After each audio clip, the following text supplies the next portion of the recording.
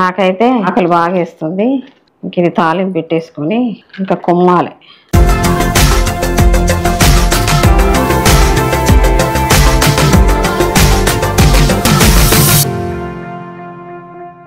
Hello, welcome to Lakshmi Prabhu vlogs. నేను మీ లక్ష్మి. మీరు అందరూ ఎలా ఉన్నారు? నేనైతే చాలా బాగున్నా. మీరు కూడా బాగుండాలని కోరుకుంటున్నా. మరో రెసిపీతో మీ ముందుకు వచ్చాను. అదేంటంటే పుదీనా పచ్చడి.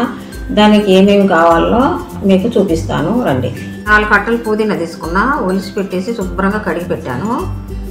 2 స్పూన్ల పల్లీలు, 1 అర స్పూన్ జీలకర్ర, 1 స్పూన్ ఆవాలు, 1 స్పూను శనగపప్పు, 1 ఎల్లిపాయ, 2 టమాటాలు తీసుకున్నా, 1 నిమ్మకాయ సైజు అంతా చింతపండు తీసుకున్నా, 20 ఎండుమిరపకాయలు. ఇప్పుడు ఇవి పచ్చడికి రెడీ చేసుకుందాం, పదండి. స్టవ్ ముట్టిద్దాము. ముట్టించి కడాయి పెడదాం. గిన్నె వేడెక్కింది. 1 పావు నూనె వేసుకోవాలి.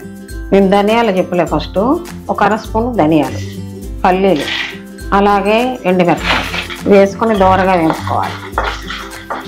మంట సిమ్లో పెట్టుకొని వేయించుకోవాలి. వేగిపోయినాయి. ఇప్పుడు తీసి ఒక ప్లేట్లో పెట్టుకుందాం. ఇది రోటి పచ్చడా, నేను చెప్పడం మర్చిపోయినా. ఇప్పుడు 2 టమాటాలు కట్ చేసి పెట్టుకున్నా. ఇది కూడా మిలేసేసి వేయించుకోవాలి. ఇది కూడా నూనెలో మంచిగా వేయాలి. పొట్టంతా పైకి పెట్టేది. ఇందులో చింతపండు వేసుకోవాలి. ఇది కొంచెము పచ్చివాసన పోయేదాకా నూనెలో ఉడకాలి. టమాటా కూడా ఉడికిపోయింది. తీసి పక్క పెట్టేద్దాం.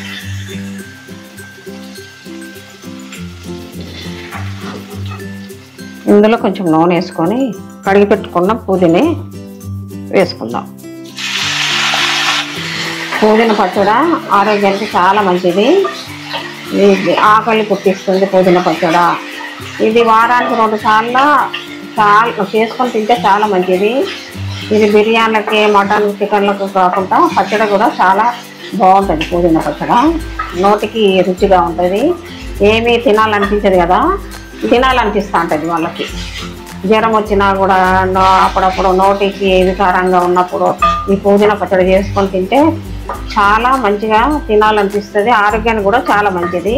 చిన్నపిల్లలు కూడా ఆకలి పుట్టిస్తారు తినని వాళ్ళకి. ఇది ఎవరు తిన్నా చాలా మంచిది. ఇది అయిపోయింది. పుదీనా కూడా ఉడికిపోయింది నూనెలో. స్టవ్ బంద్ చేసుకుందాం. ఇప్పుడు ఇది కూడా ఒక ప్లేట్లో తీసుకొని చల్లార్చుకోవాలి.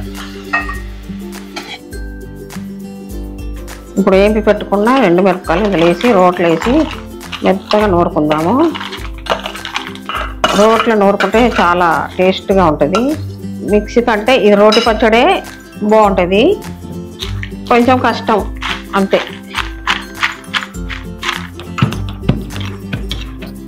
ఎల్లిపాయలు ఆరోగ్యానికి చాలా మంచిది. పడిగడుపున రోజు 1 తినాలి ఎల్లిపాయలు. షుగరు, బీపీ తగ్గిపోతుంది. ఇప్పుడు పుదీనా తీసుకుంటాం. రోలు చిన్నగా అయిపోయింది, అందుకనే బయటకు వచ్చేస్తుంది. ఈ పుదీనా ఆకులు మనం రైస్లో వేసుకుంటాము, పచ్చడి చేసుకుంటాము. ఏదో రకంగా తింటే చాలా మంచిది పుదీనా పచ్చడి. ఇంకేమున్నాయి దీనికి? చాలా అంటే చాలా ఉన్నాయి చెప్పడానికి. ఇప్పుడు టమాటా వేసుకుందాం. టమాటా, చింతపండు వేసుకొని ఎంత కమ్మగా ఉంటుందో వేడి వేడి అన్నంలోకి. ఇది వేడి వేడి అన్నంలోకి మనం ఒక అన్నంలో తింటాం కదా, దోశకి, ఇడ్లీకి చాలా బాగుంటుంది పుదీనా పచ్చడి. రోజు తినాలనిపిస్తూ ఉంటుంది పచ్చడి. పుదీనా పచ్చడి నూరడం అయిపోయింది. దీన్ని కొంచెం తాలింపు పెట్టుకుందాం. చూస్తా అంటేనే తినాలనిపిస్తుంది కదా. నాకైతే ఆకలి బాగా వేస్తుంది. ఇంక ఇది తాలింపు పెట్టేసుకొని ఇంకా కుమ్మాలి. స్టవ్ ముట్టించి తాలింపు పెట్టేసుకుందాం. పచ్చడి 1 స్పూను నూనె వేసుకోవాలి.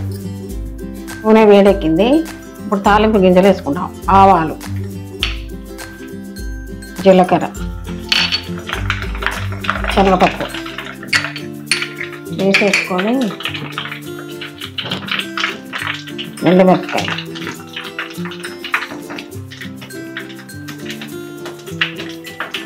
కొంచెం ఇంగువ, కొద్దిగా చిటికెడు పసుపు, కరివేపాకు. స్టవ్ బంద్ చేసుకొని పచ్చడిలో వేసేసుకోవాలి.